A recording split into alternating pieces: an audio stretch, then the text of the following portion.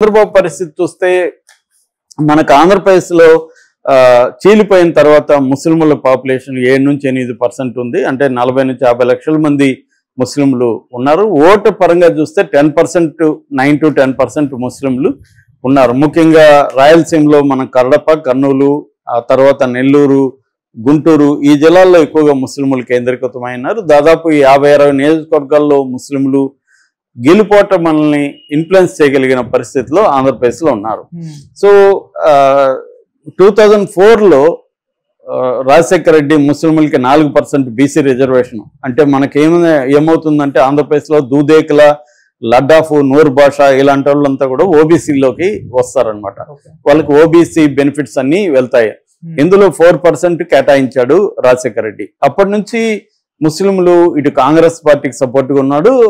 రాజశేఖర రెడ్డి చనిపోయిన తర్వాత ముస్లింలంతా కూడా వైసీపీకి 2019లో సపోర్టుగా నిలిచారు. నిజానికి అప్పుడు ముస్లింలని తన వైపు తిప్పుకోవడానికి చంద్రబాబు అనేక పథకాలు కూడా అనౌన్స్ చేశాడు. డిప్యూటీ సీఎం ఇస్తాను ముస్లింలకి, వెల్ఫేర్ స్కీములు ప్రవేశపెట్టాడు. ఫ్రీగా లోను అంటే ఇంట్రెస్ట్ లేకుండా లోన్లు ఇస్తానని చెప్పాడు. ఇస్లామిక్ బ్యాంక్ ఇస్తానన్నాడు.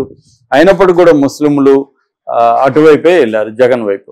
ఆ తర్వాత మొన్న జరిగిన ఎలక్షన్లో చంద్రబాబు తెలివిగా ఏం చేస్తాడంటే ముస్లింలకి అనేక ప్రత్యేక పథకాలను ప్రవేశపెట్టాడు. 4% రిజర్వేషన్ నేను కూడా కంటిన్యూ చేస్తాన్నాడు. తర్వాత హజ్ యాత్రకి 1 లక్ష డబ్బులు ఇస్తానన్నాడు. 5 లక్షల వరకు ఇంట్రెస్ట్ ఫ్రీ లోన్స్ ఇస్తాన్నాడు. మైనారిటీ ఫైనాన్స్ కమిషన్ పెడతా అన్నాడు.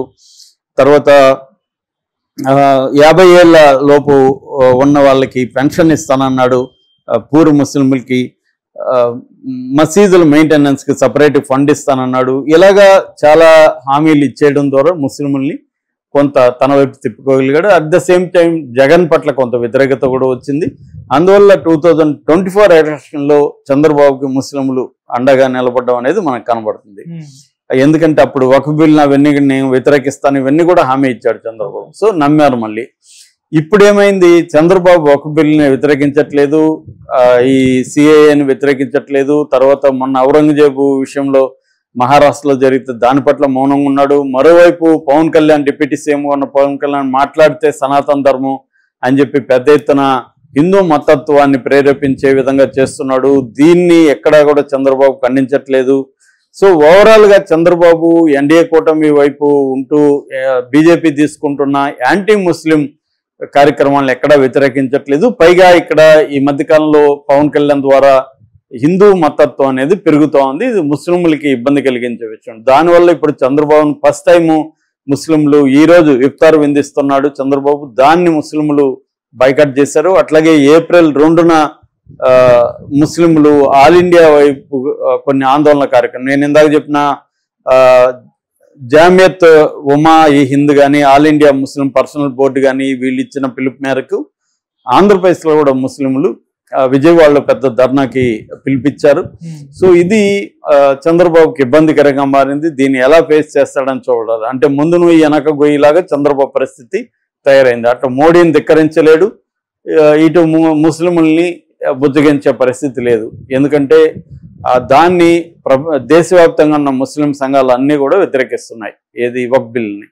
ఇక్కడ చంద్రబాబుకి ఇబ్బందికరమైన పరిస్థితి ఉంది. కాకపోతే చంద్రబాబు లెక్క ఏంటంటే జగన్ కూడా గట్టిగా వ్యతిరేకించట్లేదు కాబట్టి వీళ్ళు ముస్లింలు జగన్ వైపు కూడా పొలోమని వెళ్ళే పరిస్థితి లేదు. జగన్ కూడా బీజేపీకి భయపడే పరిస్థితిలోనే ఉన్నాడు. అది జగన్ని ఇరికించగలిగితే జగన్ని జైల్లో పెట్టడం ఈజీ అవుతుంది. జగన్ త్వరగా జైలు నుంచి బయటికి రాడు. అంటే జగన్ అయితే జైలుకి పంపించాలని చంద్రబాబు ప్రభుత్వం ముందు నుంచి కూడా అనుకుంటుంది. మామూలుగా ఇప్పుడు ఇవాళ ఏంటంటే ప్రతిపక్షాలని రాజకీయంగా చంపేసి తాము రాజకీయాల్లో నిలబడాలనేది అందరి అజెండా కూడా. మోడీ దీన్ని సక్సెస్ఫుల్గా చేస్తున్నాడు. ప్రతిపక్షాలనే కాదు తమ మిత్రపక్షాలను కూడా చీల్చడం ద్వారా రీజనల్ పార్టీల్ని వీకెన్ చేసి కాంగ్రెస్ ముక్త భారత్ లేదా అన్ని పొలిటికల్ పార్టీల ముక్త భారత్ అనేది మోడీ అజెండాగా మారిపోయింది. పొలిటికల్ పార్టీలు ఏవి కూడా బలంగా ఉండకూడదు ఎక్సెప్ట్ బీజేపీ. సో రీజనల్ పార్టీల్ని చీల్చేయాలి, రీజనల్ పార్టీల నాయకుల మీద కేసులు పెట్టి వాళ్ళని కంట్రోల్ ఉంచుకోవాలి. వాళ్ళు మనవాళ్ళ తనవాళ్ళ అనేది సంబంధం లేదు.